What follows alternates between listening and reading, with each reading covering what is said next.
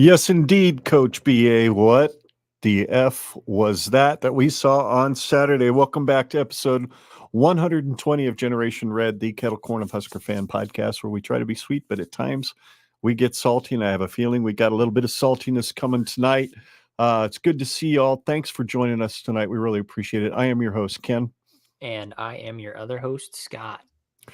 Yeah, and we're going to recap whatever the blazes that was on Saturday. But I think you and I both agree, Scott, it's kind of important that we've got a clip of audio or clip of video, a 7-minute clip from Marcus Satterfield, who was interviewed in the press conference today. So Coach BA, thank you. Gave me a heads up for it. I was out playing golf. As you can see, I don't have my usual garb on because I literally got home and turned everything on and got fired up into the StreamYard studio, and Scott pops in, and here we are. So I probably should have played 9 instead of 18, but it's Hillcrest. It's hard not to want to play that back 9. It's really nice. So it wasn't pretty, was ugly on the front 9, but much better on the back. So I shot my handicap, so which is always the goal. But yeah, that was crazy. So we're going to call an audible tonight. We're going to kind of go through the game a little bit. We've got some bullet points. Maybe this goes a little long tonight, but we're going to play 7 minutes of video from Marcus Satterfield's press conference right now. And we'll kind of react to it as we go along. If I feel like we need to pause something, or if you feel like we need to pause something, Scott, let me know. We'll pause it and we'll just kind of talk about it as we go. So off we go. Here's our offensive coordinator. Oh, got to turn it on somehow. Do I have to do that on YouTube? Probably. Hey, it works. There we go. Matt said yesterday he wanted guys, when they watch the film, to see how interrelated like everything was. Like, missing a block on like a bubble screen and stuff like that. How do you see guys like respond to that and take it onto the practice field? I thought that was exceptional. We watched the film as a whole team, and Coach stood up there and went play by play and how things need to be done differently offensively, defensively for that side of the ball, but just so the defense could see what the offense was doing and what the opponent was doing to us to make us do certain things and vice versa. So I thought that was really good. Your second part of your question was? Just how do you see guys take that to the field, I guess, so far? I don't know if there was anything in that meeting they could take to the field from other than just the energy and attitude and willingness to go out there and fix the issues. And they did that, started yesterday. It was real spirited practice. What's Dylan's confidence level just after a game like that with the 3 interceptions? Super confident. He's not swayed at all. Again, he understands he'd like to have some of those throws back, but it's coach just said it best. I mean, that's one day we got punched in the face. We don't just quit now. We keep fighting and we keep working. We're building something special here. With the perimeter blocking, has it been something in practices you've seen that's been better and it just hasn't translated to the games, or how would you size that up? We knew and know we have an issue that we have to continue to improve. We've attacked it. That's the bad stuff. The bad thing is being reactionary, which I was reactionary to it. I saw it the whole time, and I needed to get out in front of it. But the last 2 weeks we've been working extremely hard on it. I think it's getting better and better and better. Hopefully, as we go through the season, it becomes a weapon for us. You did go through the film and you saw routes developing and receivers getting out of their routes. What was preventing, do you think, in the second half when you had to drop back and throw a lot, your offense from being able to get downfield and make throws that weren't check downs most often?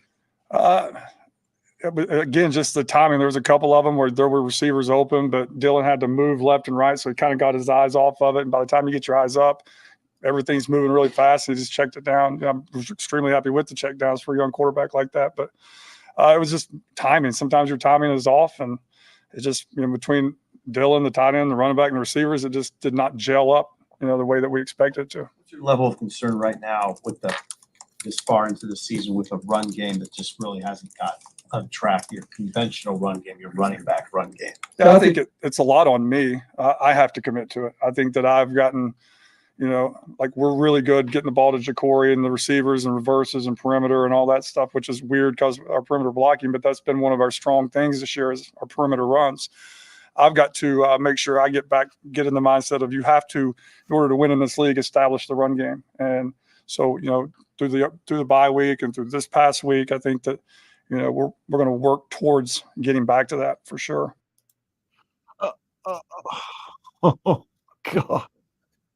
Making sure that, I feel like we got the runs and the proper formations and personnel that we can hand the ball off and get 3 or 4 yards. Like, I don't want to hand it off and just be stupid and hard-headed and say, let's run at this big defensive line and get a yard just to say I ran the ball and it's 2nd and 9. So I just have to develop trust myself and make sure that I'm getting the proper plays called where we can attack the proper edges to fall for 4 or 5 yards. And then eventually, right, make a guy miss and go, have an explosive run.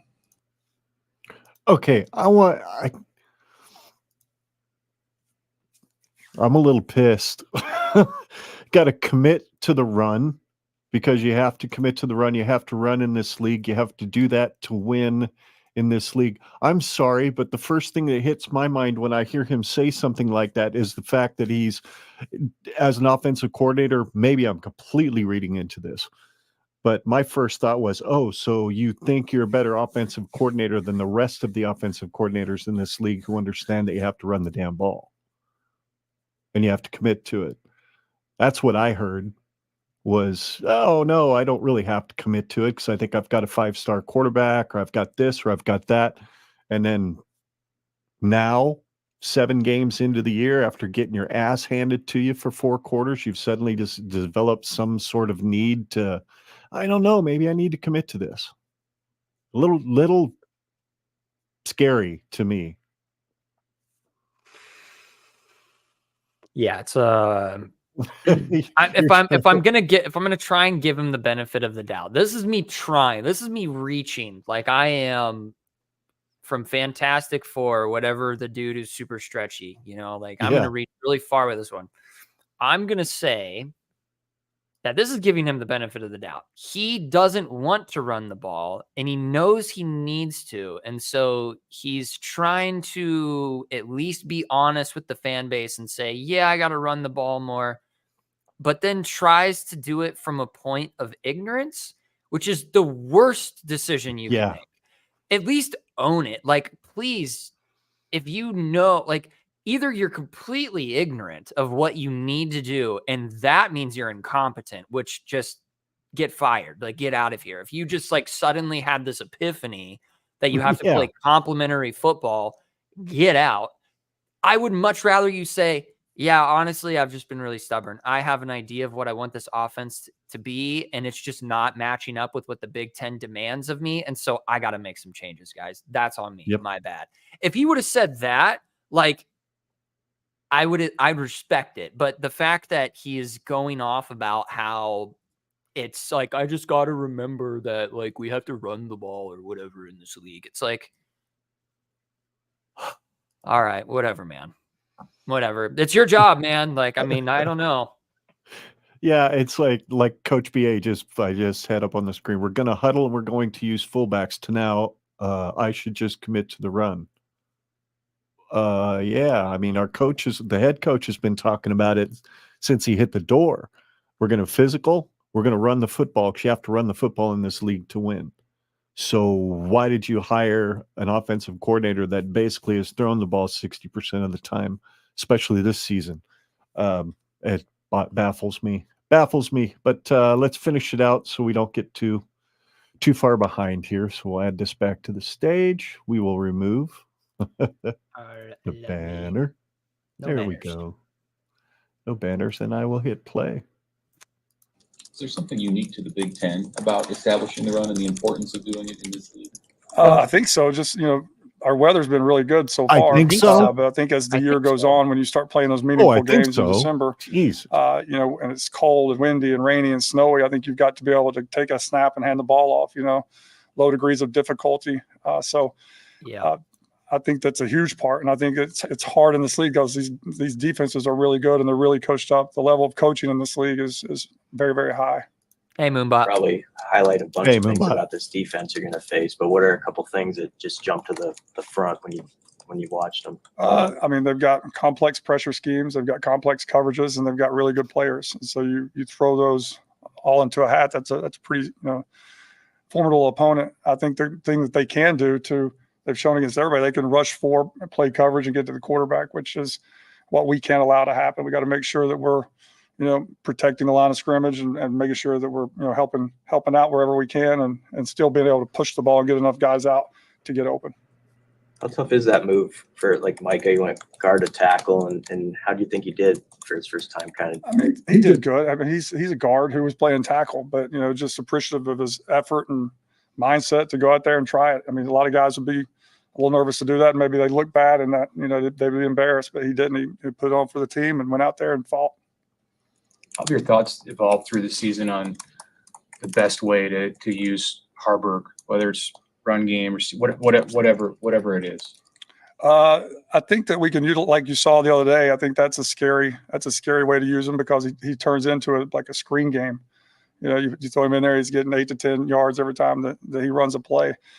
I think that just the awareness of him being on the field by the opponent and what he can do, whether it be run a route, run the ball, throw the ball, run the option, run the zone read. I think that helps us because you always, as an opponent, have to prepare for that. And, we've shown that basically every single game this year that, we always have packages and plays for him to go out there and execute. You guys ramped up Ja'Cory Barney's reps this last week. I mean, kind of, is that the new thought moving forward to get him more reps like we saw in the game last week? For sure. I mean, he's one of the more explosive guys that we have on offense. And, he's 18 years old and he's able to play 3 different positions and move around all over the field. And he does it without slowing down. So, we're going to put as much as we can without affecting how fast he can play. Was that the most Carter Nelson played like regular offense reps as well? Yeah, and for sure. Is that a goal moving forward? Yeah, trying to get him going, especially these games at the end of the year are going to be really important, and we need as much depth as possible. And then Carter, with his size and athleticism and explosiveness can help us do a bunch of different things on the field.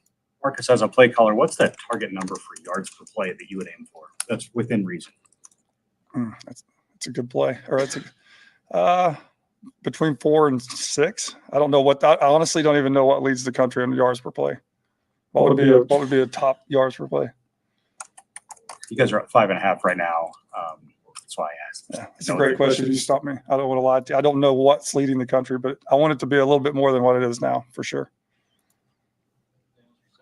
Oh boy. Thanks.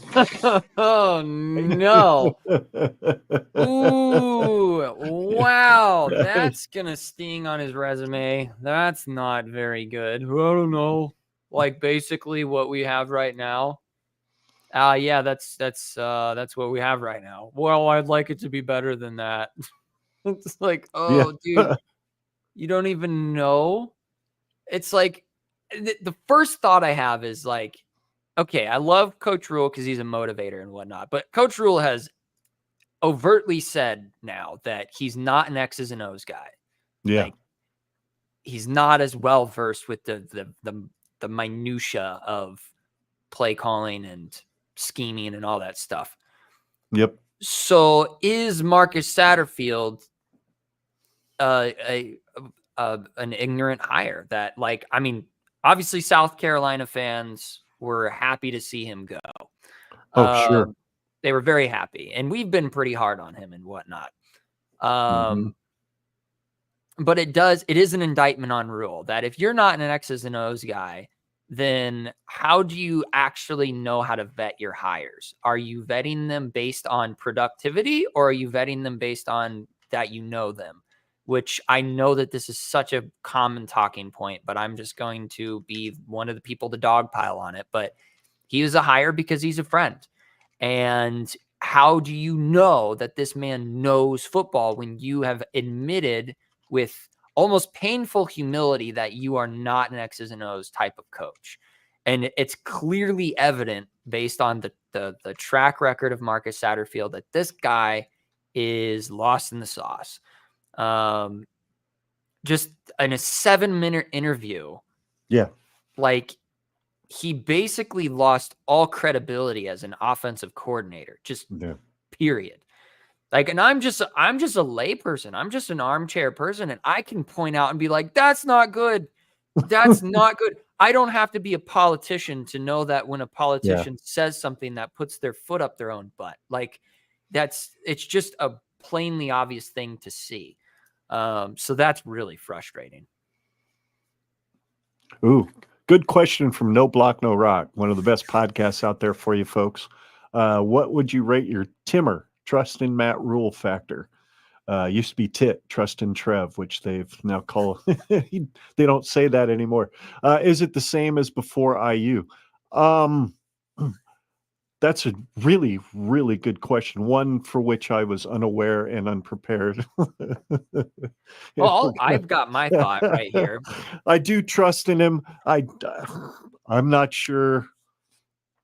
Do I trust that he's going to make a tough choice at the end of the year if things don't improve? Things have to improve. I'd say Marcus Satterfield's seat's getting really, really warm, and it needs to get warm.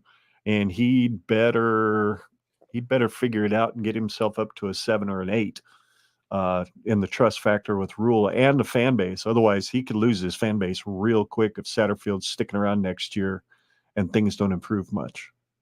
So 1 to 10 scale. That No Block, No Rock said they had a 1 to 10 scale. I would have had him at a 9 or a 10 going into IU.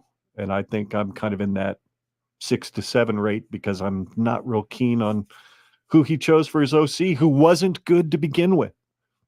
He just wasn't very good to begin with. Never had a top 50 offense as an offensive coordinator. So, but you've got a guy on staff right now that used to coordinate offenses for Rule back in the day, like in the Baylor days.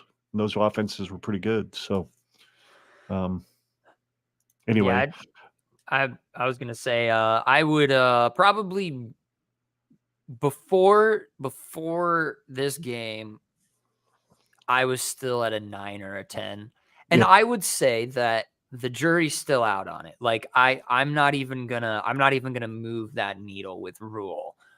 There are questions I have about Rule at Mhm. this point when it comes to his ability to make good judgment calls when it comes to hires. That has always been the question for me since he got hired.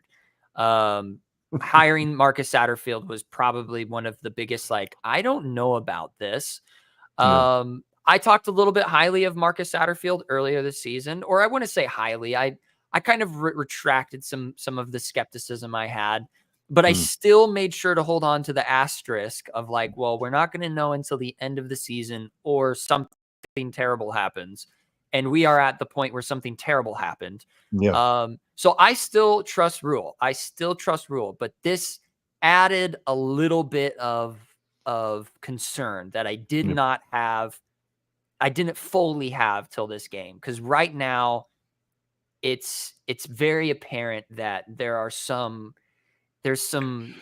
disjointed ideas of what they want the program to be, an identity crisis, that we've got all these pieces that you could Yeah. imagine putting together a good offense with the pieces we have right now. Sure. And it's up to the offensive coordinator to play that chess match. Right. And at this point, I just don't see him being much of a checkers player, let alone a chess player. So, yeah, I would say I still trust Matt, but the jury's out on that. I'd say at the end of the season and we move into December, January, and there isn't some changes and he still doubles down on not doing anything drastic and keeping all of his cards back putting all of his cards back in the deck, like, I'm going to be concerned at that point and it'll drop down a little bit. Yep. Good point. Well, why don't we just go ahead and jump into the Indiana game? It's not like everybody else hasn't already done this, but we've got our spin on it. So Indiana, when Nebraska goes to Bloomington, they get their poop pushed in to the tune of 56-7, which was not pretty. It was ugly from the start. So here's what we're reacting specifically to the offense here first, and then we'll talk about the defense in a little bit. These are the bullet points we each kind of came up with that everything looked difficult. You watch the game from beginning to end. Somebody was in a receiver's hip pocket every time Dylan attempted to throw, and there was always a linebacker or somebody grabbing a running back by the ankles. Even if there was a little bit of a crease for him to run through, there was somebody there to bring him down at first contact. And to go with that, I saw inconsistent pass protection for sure, as well as no push in the run game. And then Nebraska was -4 in turnovers, and Indiana scored 28 points off of those 4 turnovers. The one fumbled by Dillon and his 3 interception, or no, the fumble by Dowdell. They didn't score on the fumble by Dillon, but they did score the fumble by Dowdell and then the 3 INTs. So it wasn't pretty. So that was my breakdown on the offense. My breakdown is that from the jump, Dillon just looked inaccurate. Literally, I was listening to the game on the way to a pumpkin patch or pregame, and they were just talking about how there's literally no wind. It's like a perfect day. It's the mid 60s. Yeah. There's 0 wind. Like, it was the perfect day for football. Like, everything that made us question Dylan Raiola's efficiency last week or against Rutgers 2 weeks ago. It was like, okay, let's see him get back into his rhythm. And it just, from the beginning, it didn't seem like he was able to get into a rhythm. And it just looked like an ineffectual FCS offense playing up against, the big dogs. And that was just a theme across the board. And we'll talk about defense in a little bit, but offensively, yeah, we just looked completely disjointed. There was no identity that I could point out. There was nothing. Fedoni was it. And that leads me to my next point. He was the only productive player. Yeah. And when you have Harburg as your leading rusher, it better be a game where Harburg just went bananas. And they used some like crazy schemed up play calling, and he's got over 100 yards rushing. But that was not the case. He had 32 yards on 5 schemed up rushes of like an option style kind of game plan that they just kind of sprinkled in there to maybe jumpstart our offense, whatever. Yeah. It's just like, what? I'm glad that Fedoni was our leading productivity person. Like, good for him. But like, when your next best receiver has 36 yards, actually your next best 3 receivers have around 30 yards a pop for both of them, for all 3 of them. Like, it's just not, it's not good. It's not indicative of a cohesive offense. And then, the third down efficiency. Third down, we've just kind of struggled all season with staying on the field. It seems like it's feast or famine. It's either we're going down the field and we're scoring a touchdown, or we're doing nothing and punting the ball away. Yep. And that's just been the identity of this offense this year. That's my overall offensive takeaways. I mean, I don't know if there's really much else to say. There wasn't anything to see. Like, what am I supposed to look at? There was a couple of throws that Dillon made. I mean, he made some really nice, just over the top of the linebackers to Fedoni and a few things like that looked really good. But for the most part, he looked like he was off his spot. He didn't have his feet under him a lot of times. He was kind of tossing and throwing. When he twisted his ankle because he wasn't quite planted, he was just kind of jumping to the side and throwing and whatever, and his ankle got twisted. He's going to need to work on that footwork. Needs to work on getting his foundation under him. And you don't have to be Patrick Mahomes yet. Please just stop. Just set your feet, fire the ball. And like you said, though, and I don't know if you said this a second ago, but he looked unsure, especially after that interception last week. And boy, he sure threw some nasty ones right to those guys. And the only interception we got was last play of the first half. So didn't matter. Didn't help the team at all. So, well, let's go ahead and jump into the defense here real quick. Conversely, my first bullet point, like on the offense, is kind of the same for Indiana. Everything looked easy for them. 280, very balanced, 281 pass yards, 215 rush yards, which is the tune of like 6.7 yards a rush and like 8.5 to 9 yards per pass. I mean, it was crazy efficiency. And Rourke, holy God in heaven, that dude was throwing some seeds. Those back shoulder throws he kept making. There were a couple of them that he picked on Sierra Wright, and Wright was on the hip pocket of the receiver. He was there, but Rourke threw the ball exactly where it needed to be for his receiver to get to it, even though he was well covered. So you got a hat tip. Good job. thank you. You did great, and thank you, Sierra, for trying, but it wasn't quite enough. It was crazy. And then defensive line was basically non-existent. No push. Had one sack, and that was by Bayer because he's a linebacker. So you can give some of the credit to the defensive line for that. But the only black shirt on the line was Ty Robinson, who had a tackle, and all he had was 2. And I think you have to scroll all the way down to like 10th or 11th on the list of top tacklers for the game to find his name. So, and then with Rourke out, they come right back out in the second half and score 28 points anyway. Whether he's in there or not, that offense did not skip a beat. So yeah, everything looked easy. That was the big takeaway on defense. It looked way too easy for Indiana. Yeah. I will, while I talk about my reaction to the defense, Coach BA made a comment about he would love to hear our thoughts on Jamari Butler's post-game comment. That worried me. I don't usually react to post-game pressers with much emotion. That's what Coach BA said for those who are listening to the audio podcast. I didn't watch it, so I didn't watch it either. I caught a clip of it, and basically what Jamari said was, we still have a problem around here that when things start going south, guys on the sidelines start hanging their heads. And that contrasted what Rule said in his post-game press conference, where he said, I didn't think the kids quit. I didn't see them getting down. I saw them fight for the whole game. And my first response was, I'm not sure what damn game you were watching, Coach, but they sure didn't look like they were fighting much, especially after that first interception in the second half, and they're up 42-7. They didn't fight a lot after that. But anyway, that's the comments Butler made. So it sounds like, much like there's a disconnect between head coach and offensive coordinator. Head coach has talked all since he was hired that he wants to run the football, and the offensive coordinator is saying, well, maybe I need to commit to it. Well, no shit, Sherlock, that's your job, right? That's what the head guy wants to do, or so he says.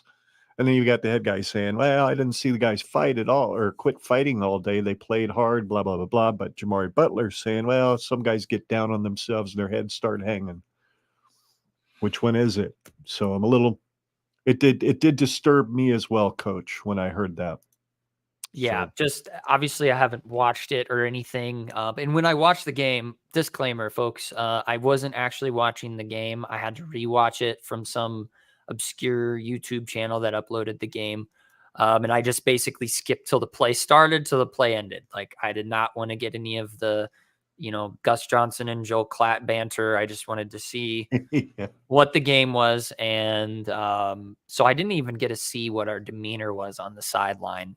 But yeah, that just kind of adds more concern when it comes to, maybe it's just coach talk, like a coach, but at the same time, there isn't really a damaging, like if you say, yeah, our guys were pretty down, they were holding their heads down, and I couldn't figure, you don't even have to say you couldn't figure out how to get them juiced up.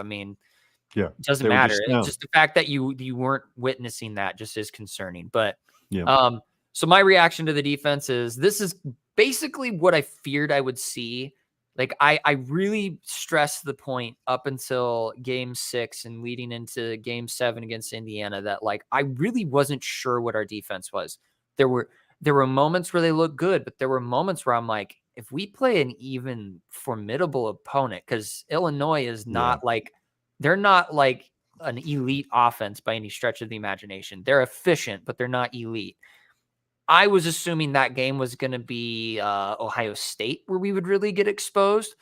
Yeah. And hats off to Indiana. That Coach Cignetti's got his guys locked in, and they believe that their culture and that their football program is, they are just bought and sold into this Cignetti program. He brought guys in. He's got them firing on all cylinders right now. So I'll give them credit for that. But this defense is exactly kind of what I feared I was going to see, which was a defense that as soon as they really got pushed on their heels and were really put out of their comfort zone of being 2, maybe 3 scores behind, what were they going to be made of? Were they going to be made of grit and fight, or were they going to give up and just go back to their instincts, and their instincts are what have killed our team Yeah. for years and years and years. We don't have the culture to rely on our instincts yet. We have to play fundamental football. And that leads me to my next point of that. Unfortunately, this just means we don't have an elite defense like a lot of my fellow fans were thinking. I'm not going to say I told you so, but like I told you so. Like I don't know.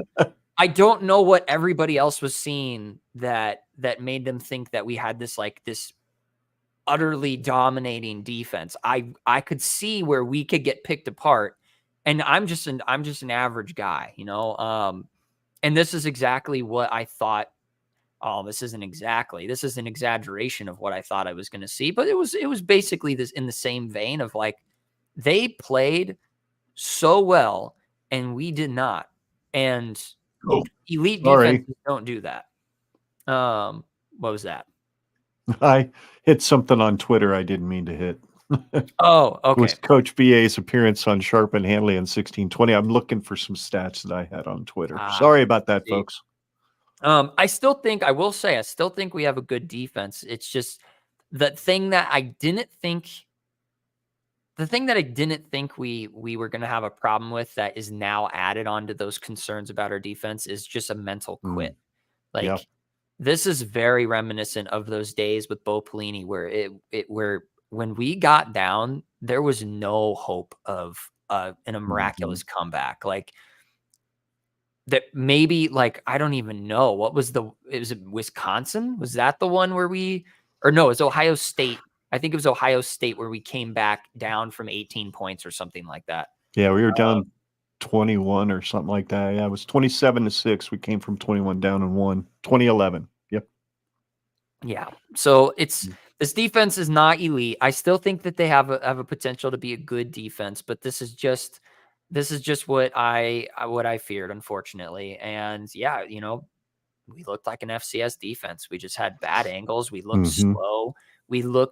It just looked like they were playing on freshman difficulty on NCAA. Like we were just, we were just outmatched and outplayed. It was so frustrating to see. And I guess my question is, does this, the all white uniforms, people love them, people hate them. Is it cursed? Like, I don't know. I personally love the all whites. I think they look clean, but we now have a really robust history of it just not boding. I love the look. I love the look for sure. Dr. Rob Zadisko was saying that on his show. Can we get rid of them, please? I don't ever wear them again. He's had some bad experiences too in the all whites when he was playing. And he said some of the effect, like other people have said, you know, that they call them the surrender whites for a reason. And I'm like, my first thought to hit my mind, and this is going to be a real hot take, but I'm like, well, in order to surrender, you actually have to first show up to the fight. Ooh, so, yikes. Yeah, it was just, I'm kind of done with the surrender whites too. I really am. And I love the way they look. Them. I love the way they look. They look great. Those ones from, was it 2016? 2016, when we went to Northwestern and they did the chrome ones with the chrome face masks and the chrome stripes and stuff on it, and plus the red. Those just look so sweet. And we won. I think that was the last time we won in an all-white uniform. So, yeah. Okay. Anyway. Yes. Those looked good with the NU on the side of the helmet. Yes. We lose in every jersey combo. Get over it. You're right, Moonbot. It has nothing to do with the uniform. It has everything to do with the heads and the helmets. But red pants wouldn't miraculously make tackles. There's no doubt about that, Coach. Well, we're just yapping here. I have one more thought to say. Go ahead. Do you think that this is some big brain 700 IQ move by Matt Rule to keep our defensive coordinator? Tony White's stock is dropping. Yeah. I don't think that would be the first thing he would want to do is have somebody drop a 56 burger on you just so you can keep Tony White. I kind of doubt that that's true. Seriously, take some stones to make that move. If that's what you're doing, though? Yeah, I Hadn't don't know thought of what that. side of the IQ spectrum that would fall on. It would be one or the other, the absolute bottom or Yeah. the absolute top. Don't know which one. Yep. But Oh my goodness. yeah. So we've got a couple of takeaways from this game, which is kind of something that's kind of an overall thought that we have coming out of a game of something that we think is important to consider. And for me, especially after watching that press conference at 7 minutes with Satterfield, that unless things improve drastically between now and the offseason, then for me, serious discussions will need to be had about the offensive staff. Maybe not even just Satterfield. Running backs have underperformed. Nobody can break a tackle, for crying out loud. Just break a tackle. Get an extra yard or two. That would be kind of cool. Yeah, yards after contact is like, whoo, way down. Receivers can't get open. Or they can't hold blocks on the perimeter. That was another thing that pissed me off about him on his press conference we played there at the beginning, was that, well, we're realizing how important it is to get the blocking on the perimeter right. Took you seven games to figure that out, that you weren't getting it done. And I mean, how inept is that? I mean, that's literally ineptitude if you don't realize that you're not figuring out how to get it done. Makes no sense. So how about you? I know you've got an interesting take there. Well, I was going to say on his comment, the thing that also made me laugh, and it added to the whole incompetency of Marcus, or the alleged incompetency of Marcus Satterfield, is the fact that he said, yeah, we recognize that we can't do perimeter blocking, which is ironic because that's all we play a lot of calls to the parameter. Like we're always doing these little routes that run to the parameter, and that we seem to be having success with those. And it's like, so what? Like, you're admitting that you have a problem with parameter blocking, but yet you disproportionately do play calls that run to the parameter. Yeah. And so what you're telling me is that we're just getting incredibly lucky, and we're putting our athletes in compromising positions on a regular Yes. basis. Way to go, dude. Yeah. But yeah, my main takeaway is that every negative trait that I've witnessed thus far throughout the season, in little pockets here and there were moments when we played NIU that I noticed something with our offense or defense, and then there would be something with Colorado the second half. Like we've seemed to have little tiny pockets of just problems that we haven't been able to play a complete game. We haven't been able to just have all three phases work for all four quarters. Yeah. And it's always been some different flavor of the week of something. Yep. And I was waiting for all three of those things, or just everything that I'd been seeing, to just combine together and create the worst possible case scenario. And I kind of alluded to this earlier, but yeah, I expected that to be Ohio State. I expected us to just not be efficient on defense, not be efficient on offense, and special teams is just going to be what special teams has been the whole year. And we were going to get the living, daylights beat out of us. But it happened against Indiana. And like I said, props Indiana. They're a good team. I'm not going to knock them. Football team. And really good football team. I've heard today that they're ranked 13 now, which to me is a disservice. Mm-hmm.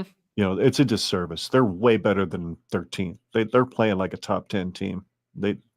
We'll see what they do this week. Who do they have this week? Good night. I just heard it too. Washington. They're playing Washington. So we'll see what they've got for them. Oh my goodness. Anybody know what Dana Holgerson was doing in Lincoln this offseason? He'd have to be an improvement. The other Dave has to say. I would think something would be an improvement, except he likes to throw the ball way too much for the Big Ten. Ron Brown needs to go. Kick return was butt cheeks, and that's his only job. The Ja'Cory Barney mistake was certainly butt cheeks for sure. I also think that when Quentin Ives came in toward the end of the game there and got that 40-yard return, granted, it was probably against the second or third team special teams unit for Indiana, but I don't know. I think changes are coming. Not this year, because I'm pretty sure Rule is kind of like the rest of us, not a huge fan of mid-season coaching changes. other than maybe the head man, which I don't think that's ever happening unless things go really, really goofy in the next year or two. I completely forgot I was planning to do the BA coaches show play breakdowns at the end of each section. So here's the Coach BA is breaking down an offensive and a defensive play for us each week. So here's the offensive play, which I meant to throw in there at the end of the last segment. So forgive me. Okay, this offensive play to me is pretty bad, ugly all around. I think this is just overall bad. I don't love the play design. This wasn't a great throw by Dylan.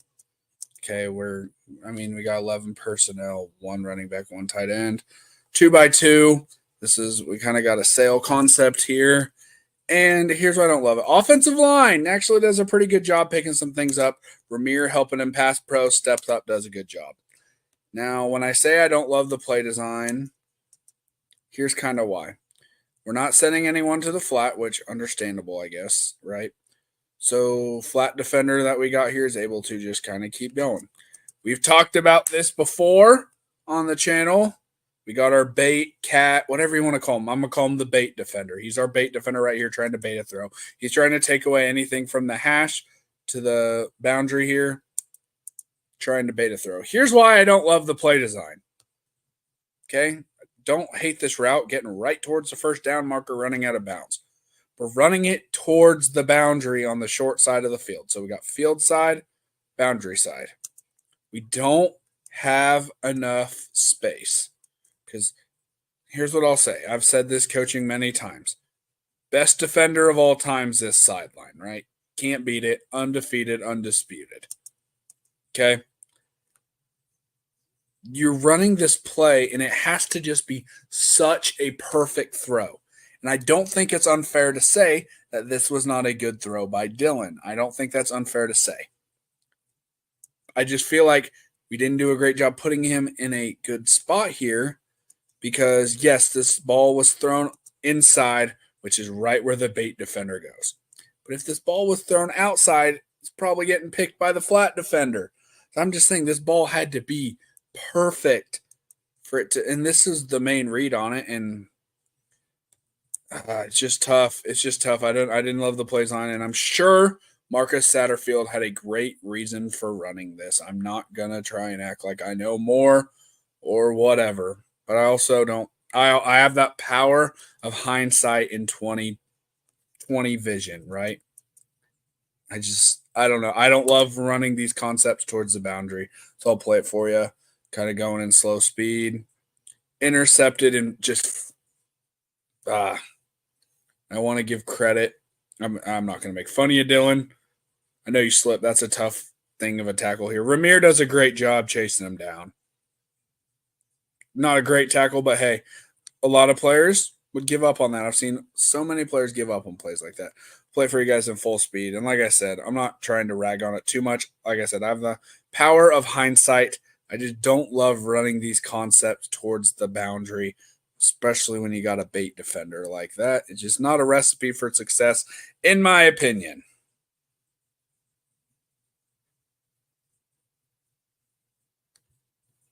Is what it is, guys. Ugly game all around. Alrighty. Yeah. Wow. I was wondering if that was the play he was going to pick. I didn't watch any of the clips beforehand. I literally just uploaded them before I left to go play golf, so I didn't get the chance to watch either one of these two clips. But yeah, BA sounds like he's definitely down. So I didn't like this play at all. Like, crap, now I've got to talk about it. Sorry, coach. We didn't mean to put you through that. But we definitely appreciate it. Appreciate your part of the doing this. So yeah, turn in, not out. Interesting. This is the play in the presser that he said Fedoni was supposed to turn in and not out. Okay. Yep. I'm with you, Moonbot. I'm with you. I'm not a big fan of where he's at as far as these running backs are concerned. So let's jump into the defensive play. I'd be curious to see which one he picked out for this. All right. Trying to find a defensive play to break down was not fun, if you want the truth. This is what I'm going to call the tendency breaker. This was not a very good job. So we got a 2x2 set. They got their tight end coming in motion. Got a rover walk down to follow the motion. And here's what I'll say. Here's what we call the tendency breaker, okay? So we got our 3 down linemen, jack linebacker walked up, right? So most of the time when you're going against these spread RPO type of teams, what you're going to see, that Indiana does a lot of RPO type stuff, right? You're going to see this back lined up opposite. You're going to just see running inside zone, outside zone, a lot of RPO type of action. Obviously, ball coming back towards this side. So, for instance, if we're looking at from the offensive perspective, running back on the left, he's going to get the ball and end up going towards the right. We adjust for this. See, we got John Bullock sitting here.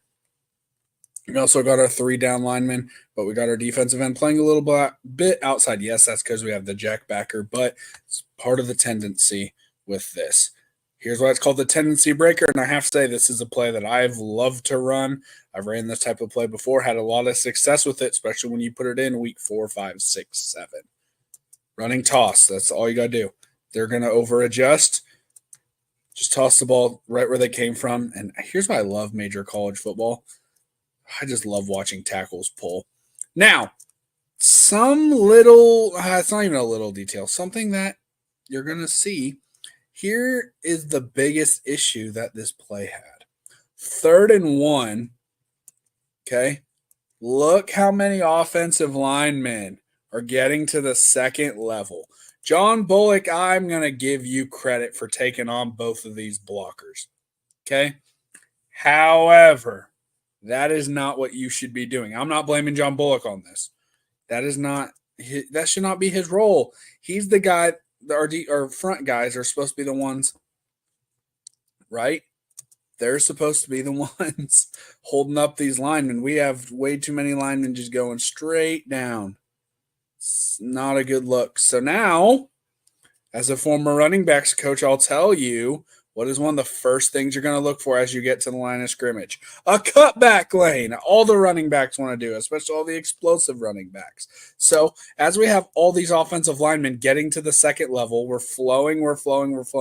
John mother-frickin' Bullock should be sitting right here ready to make a hit. There's no cutback lane. He's either going to have to run into this or he's going to run into John Bullock. But since the offensive linemen were able to get to the second level, huge cutback lane. Wish we would have tracked the near hit better here because that's just a poor attempt at a tackle. We just kind of olayed him like a matador. I think that's what they're called. I don't know. I'm not a genius. Wish this Indiana guy would get out of the way cheering, but hey, it is what it is. Also wish we'd tackle a little bit better here.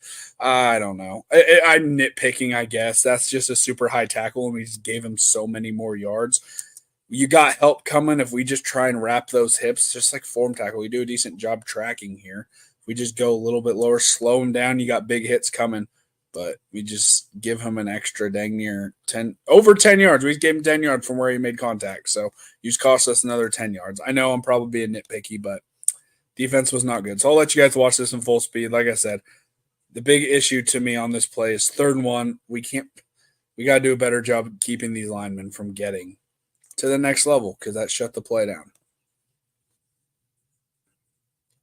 Big cutback, bad tackle. Yikes. Yikes, indeed. Yeah, that was one of the plays that early in the game. It was scoreless at that point.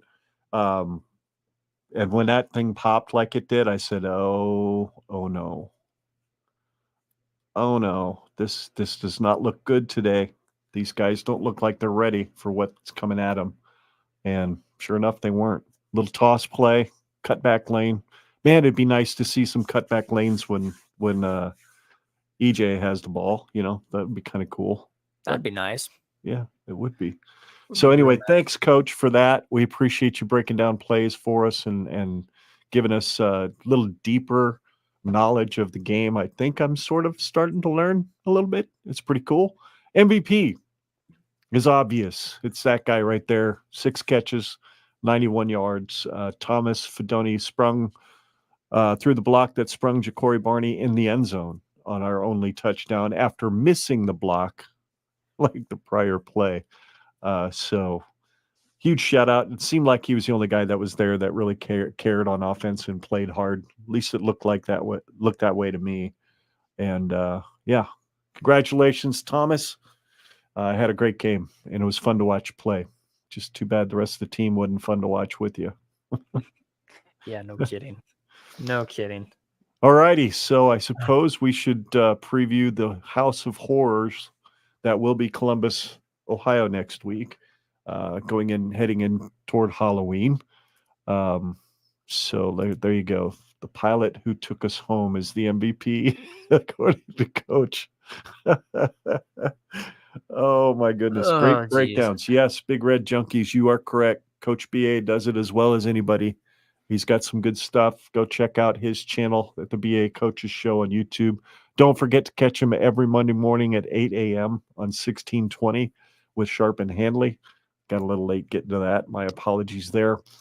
But Ohio State, Nebraska goes into Columbus at 5-2. Ohio State at this point is 5-1. They had the bye week, which is weird. Our next 4 opponents, I believe, have a bye week before they play us.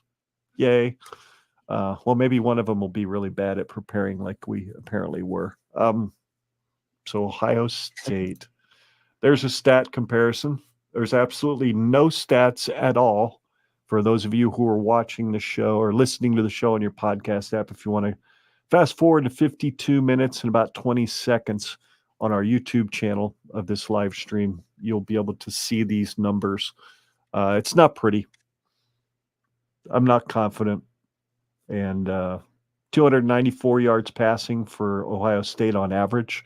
That's 5th in the Big Ten and 18th in the country. Nebraska's 8th in the Big Ten and 57th in the country at 243 yards per game. And then it's just not all that good from there. So defense, surprisingly enough, as bad as it was on Saturday, still it's respectable in the Big Ten. Kind of middle of the road. 201 yards passing they're giving up per game and 103 rushing, and they're still only giving up 11 points a game at this point. Or I might have messed that up. That might have been 13. I think it's up to 13 now.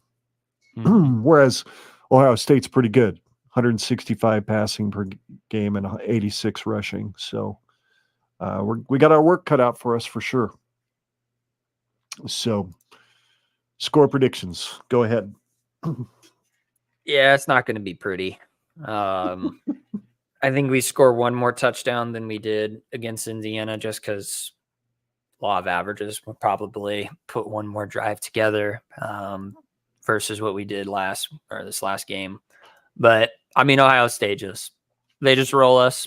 They've got their second stringers in at the end of the third quarter, and we probably end up getting that touchdown in garbage time.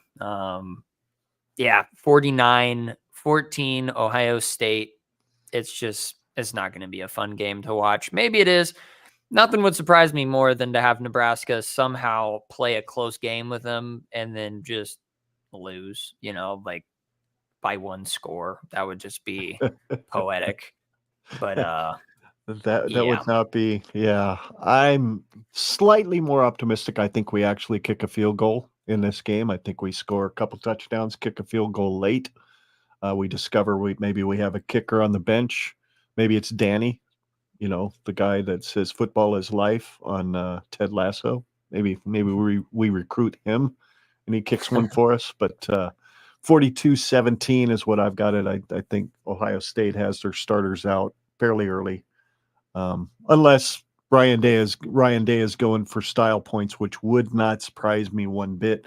He is, even though he's 5-1, he knows he's probably playing Oregon again in the Big Ten championship game, and he's still got a couple of tussles coming up the rest of the year. So he may go for some style points and put it on us, but we'll see which Nebraska team shows up. Is it the one that's going to be pissed off like they were after Illinois? And hopefully they don't go scoreless in the first half like they did against Purdue. But it's an early game, says Moonbot. OSU gets frustrated. They can't get up early, and we play a miracle game. 27-24, Huskers win. Oh, man. That's uncharacteristic for you, Moonbot. That is extremely uncharacteristic for Moonbot. I appreciate it though. Yep, How I stoned do are too. you though? That's the question. I was about to say the green must be smoking really smooth tonight. I'll take it Uh, though. I yeah, mean, no kidding. I would, I mean, think about the whiplash that Husker Twitter would go through. The Oh, sky God. is falling. The world is absolutely crumbling Mhm. around us. Existential crisis to the maximum. To we could win the Big Ten. Like, yeah, exactly. Exactly. No, yeah, we're back in it. We're back in it. But, there's scrolling on the bottom there. That's from our episode 106 when we did reality versus roulette picks on all the games. That just give you a comparison to what we're saying now. It's an interesting how you change your mind as you go through the year based on what you see for performance, which is probably why, as much fun as it is through the preseason picking of games, as much fun as that is, it gets a little frustrating later in the year when you actually get punched in the face with actual reality like we did on Saturday. But I think we'll still keep doing it. Those shows are so much fun. So real quick here, I think we're just about done. I think that's about it. Yep, that's the I last do. slide. Go I ahead. do. Well, let's just go on a little bit of banter here. Yep. Like, compare this loss against Indiana in the last 10 years. Is it Mhm. for, I'll preface this. For me, it was probably one of the worst losses I've seen against an opponent, unexpected opponent that I've seen since the Bo Pelini years. Yeah. And even in the Bo Pelini years, did we ever get our pants absolutely just ripped off of us embarrassingly by just some, like, of course, Indiana was ranked. Like, they were 6-0 going to the game. They were no cupcake. They were no, like, sub 500 team, but Yeah. this is probably one of the worst losses that I've witnessed in a long time, just collectively. Would you agree with that? It is certainly the worst loss, way worse than losing to Michigan like we did last year. We expected number 2 Michigan to come into Lincoln and house us, and they did. Mostly because they're Michigan, and Connor Stallions had a really good job at the time. He was really good at it. Which I have to ask, was Connor Stallions maybe somewhere in the Bloomington area on Saturday? Because it sure looked like they knew exactly what was coming on defense and offense from us. Or are we just that damn predictable? But I digress. It's certainly, yes. The other Dave, you are correct. Though I think at that particular time, that Texas Tech team in 2004 was pretty good. That was the Mike Leach era. They loved to throw the ball around, and they were pretty dang good at it. And we were in the first year of a brand new defense, which was the old Kevin Cosgrove defense that he built based on Big Ten defenses he used to have back in the day. And yeah, it was ripe for the picking. And we threw like 85 interceptions that day. So, but yeah, it's kind of like that for me. It is certainly the worst loss I've felt in my soul since something to the effect of Ohio State in 2016, even though they were really good. I didn't expect to get killed 62 or 66-3. I didn't expect that at all. But yeah, this is definitely, obviously, the worst one of the rule era because you just didn't see it coming. You figured it was going to be a shootout, or you figured it was going to be a slobber knocker. I didn't think it would be a bend you over and make you quit after 2 quarters. So I don't know of a game I can compare it to that you would expect to play well in and then get completely housed, other than maybe the other Dave is right. Maybe it is 70-10 Texas Tech. Some Pelini 'cause I losses can't. were befuddling.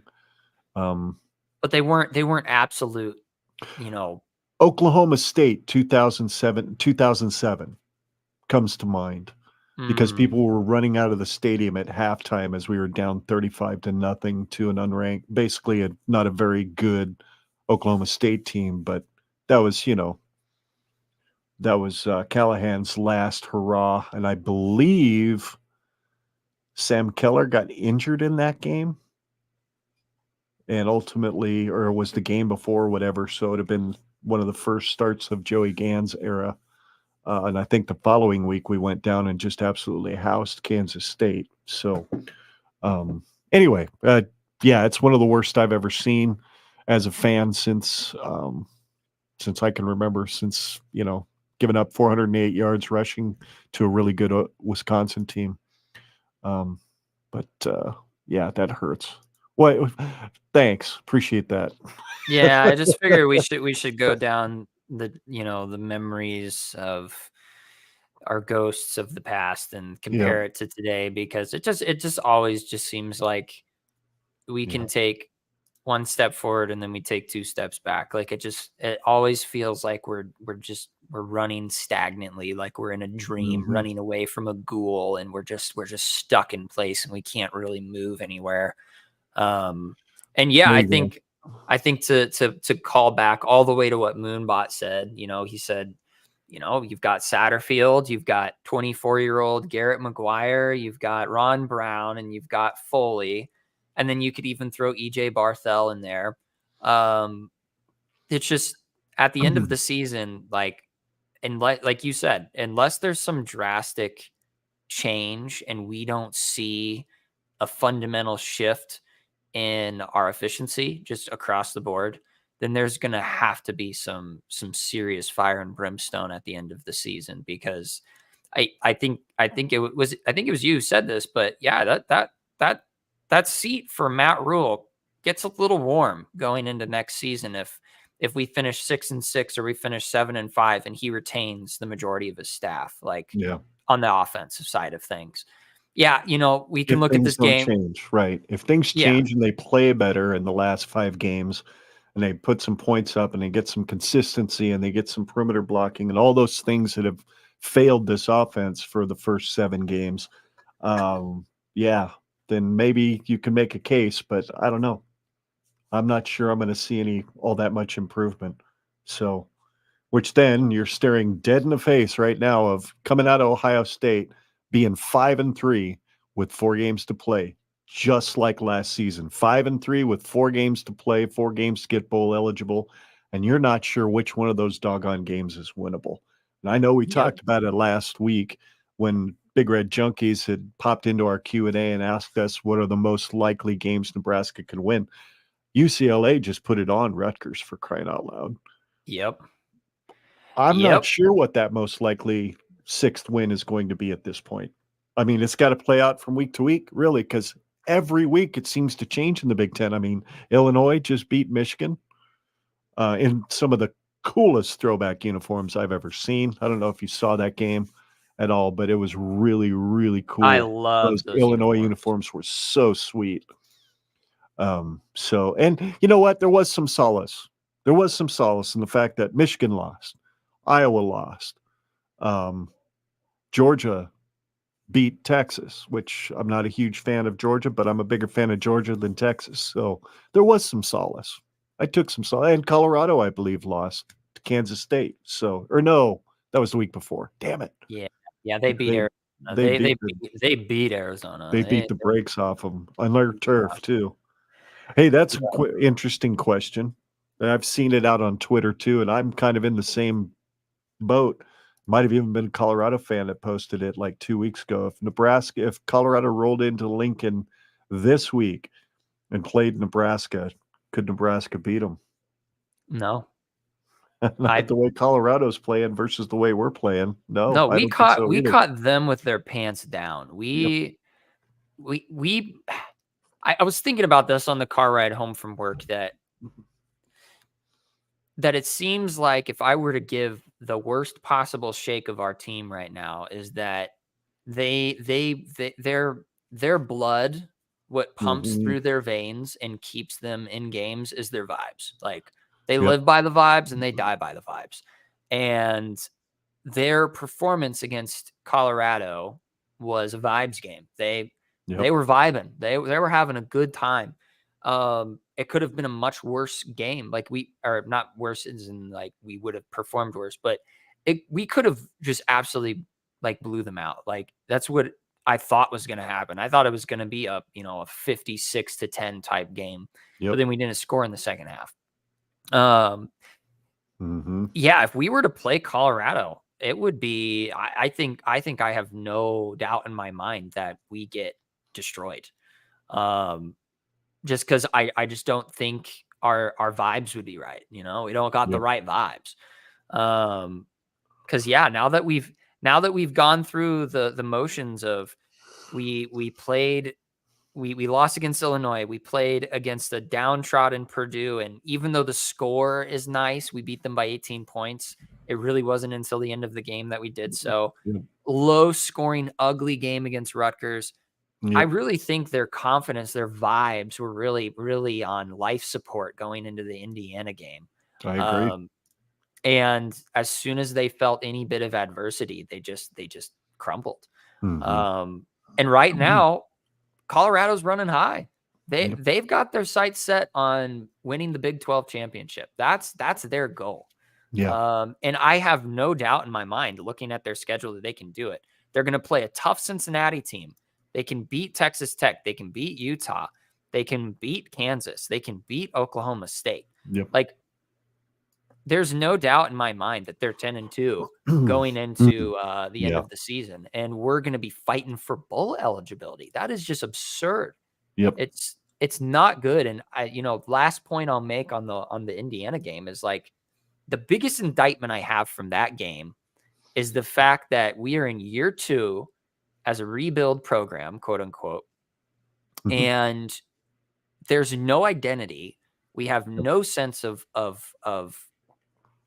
identity. I'll just be redundant and say that twice. And Kurt Signetti comes into a downtrodden Tom Allen Indiana team that had their one good year with COVID. And I mean, there was a few good years. I mean, Tom Allen was there for 7-8 years, something like that. And he was definitely a more winning coach than what they had seen for the, this century.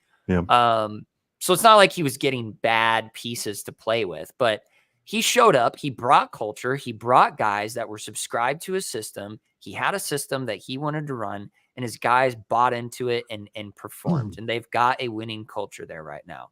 Granted, I understand you can't compare apples to oranges. Matt Rule came from the NFL. He didn't have guys he could bring with him. It's a little bit different of a dynamic, but I think the reason why I'm so upset about this, about where we're at right now, 5-2, we're doing all right technically, is just the fact that we should be doing better and we're not. And that's just so frustrating. So something's got to change. I don't know how. I'm glad I'm not the one making millions of dollars to make these hard decisions. If Nebraska wants to pay me $1 million to make the decision for them, sure, I'll go make the decision for you. But and you get fired, and you get fired, and you get fired. Yeah, take my little Oprah bag from underneath my seat. It's filled with cash, and just go run my jolly way home. But yeah, it's like when you compare the two programs, there is no reason why we are not improving. The only thing at this point that I can say we've improved on is our turnover margin. And right now, the pattern seems to be we might be seeing the beginning of a turnover monster again. There might be, that monster might still be hiding underneath our bed, waiting to snatch us underneath. Yeah, because we are right at the front lines right now. What are we gonna do? Are we gonna make a change, or are we just gonna fold and sputter out and have a really, really lackluster end of our season? And I don't know, man. If I were to put money on it, I would say we're gonna be hard pressed to win one more game. It's unfortunate. I really don't like that thought, but I mean, it's in my mind, it's 50-50 at this point. It's a coin flip whether we get bowl eligible or not. I know that's based on what I saw on Saturday, unless something drastically changes, especially on offense. I think the defense will be okay. I do. I think the defense will be okay. I'm just worried that we're not going to find a consistent offense and an ability to run the football when we need to, especially when it starts getting colder. Hey, Wisconsin's figured it out, for crying out loud, and they look like a dumpster fire 3 weeks ago. So Maybe. should be interesting. Going to be interesting for Ugh. sure. Why can't we have nice things? I mean, it'd be really It nice. really does suck to be a Nebraska fan. Yeah, It really does. Like It it's does. it's like a meme now. It's like We almost always almost win, not win, or whatever it is. we are just something. We are something special. It is truly a miserable place to be a Husker fan. It I really was is. watching. We were bored at work yesterday. There was like almost nobody on the tee sheet. So we're sitting watching Dave Portnoy from Barstool Sports doing pizza reviews in Lincoln from like last year. And so we're just sitting there, and he's got this shirt on, says "Make Nebraska mediocre again." He goes, that should be your first goal. Just get there first. And mediocre is like 6-6, 7-5. And he says it pisses Will off to no end that I wear this shirt. But here's the thing that makes me sad, Scott, because I've resisted doing this for so long. And that is this. We're not Nebraska anymore. You can't walk into somewhere like Bloomington, Indiana, and just because there's an N on the side of the helmet or you've got a Nebraska shirt on your chest, that somehow your team should expect to win against a team like Indiana. We shouldn't expect anything anymore. What we should expect is that somebody's got to figure it out. And we haven't really been Nebraska since, as Bill Dolman has said many times in Hail Varsity, since in 2003, when they decided that the Nebraska way wasn't the way to do things anymore, and they decided to fire it. And we just have been floundering ever since, except for 7 years with Pelini, and even then, inexplicably losing games we shouldn't lose, that we had never lost before. So I'm kind of to the point where it's like, okay, hey, you know what? You can give me all the kind of crap on Twitter you want. If you're an Illinois fan, Indiana fan, whatever, you guys we're the same level now. We're not the blue blood. We're blue blood name only. End of story. We're just a blue blood name only. And I hate the fact that I have to finally admit that to myself. So yes, thanks, BA. Don't worry, Ken. We might start committing to the run. According to Coach Maybe. Sat. Just might. Oh my. I'd love to be a fly on the wall if Rule caught that press conference and said, wait a minute, what? But anyway, there's some disconnects, it seems, in that coaching office, and I hope they figure out how to get it connected. So anything else? No. Nah, let's just get it done, get her done, get out of here, get this podcast up. And thanks so much, everybody, for watching. I really appreciate it. This is I love Tom. Yeah, I know. I'm sure Candace is not real happy the fact that they'd never lost to Vandy until this year. Alabama. His wife's a Bama fan, so it's my buddy in Georgia. Yep. So anyway, guys, thanks for watching. I meant to say this at the beginning, but you know where to find us at GenRed Pod on Facebook, Twitter, and YouTube. Make sure you like and subscribe if you haven't done so yet. Please give this video a like. It helps us get pushed out to more folks to be able to watch the content. Let's see here, genredpod.com is our website if you want to go back, watch all our old shows as well, or listen to them.